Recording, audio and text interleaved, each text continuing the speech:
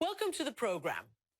Thank you very much. Am I casting aspersions against Oxford's reputation by questioning whether it can survive the brain drain that you're all very concerned about?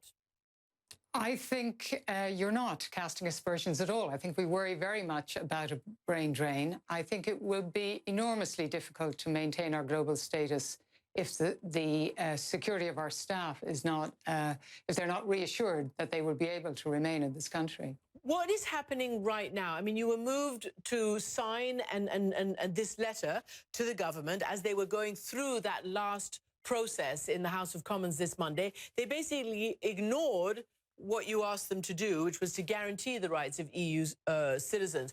What have you been noticing already? Well, we were disappointed, if not entirely surprised, that the MPs did not support the Lord's amendment.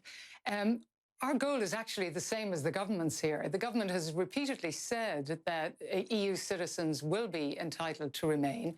We would simply like them to guarantee that to our staff, because in an era of uncertainty, our academics in particular have many options. Anybody who's good enough to teach at Oxford is highly movable, highly desirable by other universities. We have many of our academics are receiving offers from universities in Europe.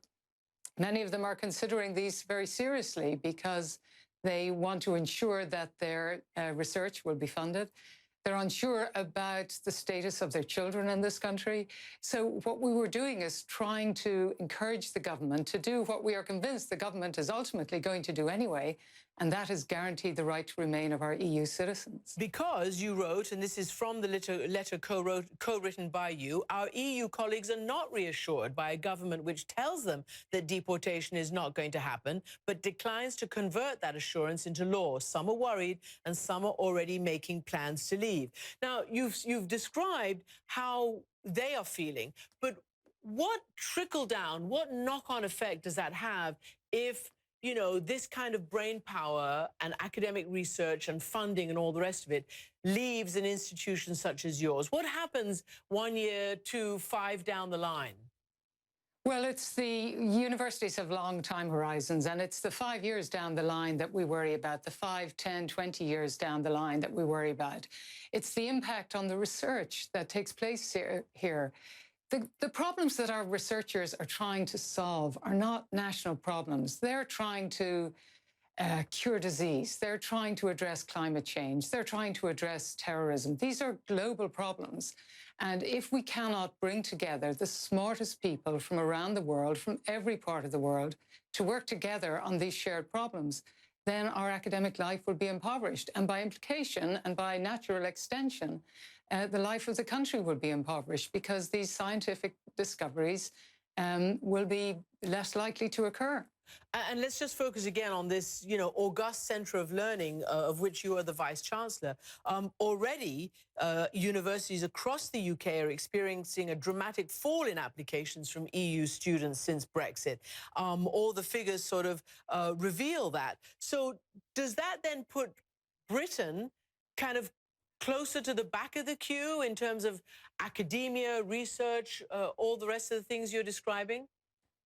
Well, there has indeed been a decline in European applications, but actually not to Oxford. Our applications have gone up. This year, 16% of our students are citizens of the EU as compared to 15% last year.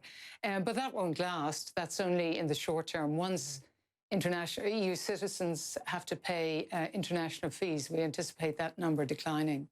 And you mentioned, global problems, climate change and terrorism. You once wore a terrorist expert hat, and you still are in that sort of academic line there.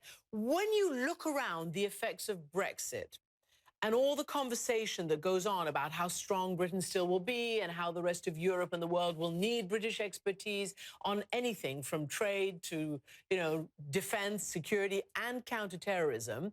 What is your answer to that? Because already we have a situation brewing in your home country of Ireland. They are very upset, the Irish and the Northern Irish, at the thought of suddenly having a hard border and everything, including terrorism, being, in play. Well, one of the many difficulties of holding a referendum, it's a single binary vote and people vote for all kinds of reasons. And I think in the referendum in Britain, the implications for Scotland and indeed for Ireland were not considered. They weren't part of the debate. And in fact, the implications for Ireland are enormous. Firstly, economic implications. Britain is Ireland's biggest trading partner. But secondly, and most critically, the border. If there were to be introduced a hard border between the north and south of Ireland, it's hard to believe it wouldn't be calamitous for the peace process. It would be an open invitation for extreme Republicans to attack it. It would give them a reason for being yet again. The EU has been such a force for good in providing support to the peace process in Northern Ireland. And that peace process has been one of the very good news stories coming out of Britain over the past few decades. Mm-hmm. And it's not just Northern Ireland and the Republic, it's also north again in Scotland. And we spoke 2 years ago as one of our many conversations when you were then principal of St. Andrews in Scotland, St. Andrews University, riding the wave of that Scottish referendum then. And you had the same worries about academia. But now you see that in a post-Brexit world, Scotland is going to try again for an independence referendum. I just want to ask you what you think Nicola Sturgeon is doing. I know you were against independence the first time around. Do you think it's more likely to happen this time? And do you think she's actually putting a welcome break on the notion of a hard exit by the British government? Well, I hope she's putting a break on the prospect of a hard exit. But as to predicting the outcome, I was wrong in predicting the last referendum in England, in the UK, and I was wrong in predicting the American presidential election. So I think I've given up predicting.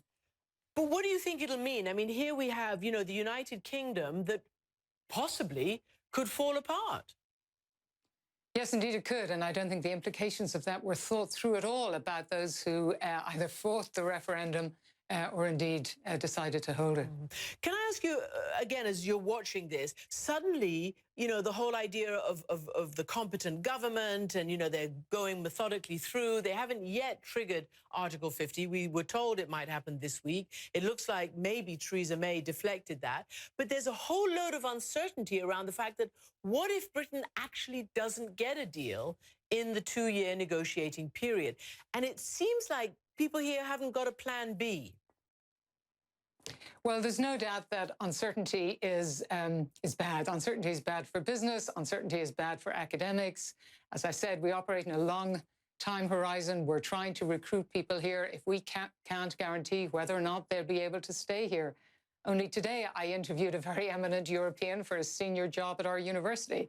I have no idea what his legal status would be. This uncertainty is really damaging Britain, I think. And lastly, I said, you know, a spot of sexism on the golf course. When you were elected principal of St. Andrews, you were not able to join the all-male golf course there, although most principals did have an honorary membership. Now, the Muirfield Golf Club is voting to allow women members after many, many hundreds of years of not allowing. What is your view on that? Well, what can I say? Better late than never, I suppose. Indeed. Vice-Chancellor Louise Richardson, thanks for joining us from Oxford tonight. Thank you very much.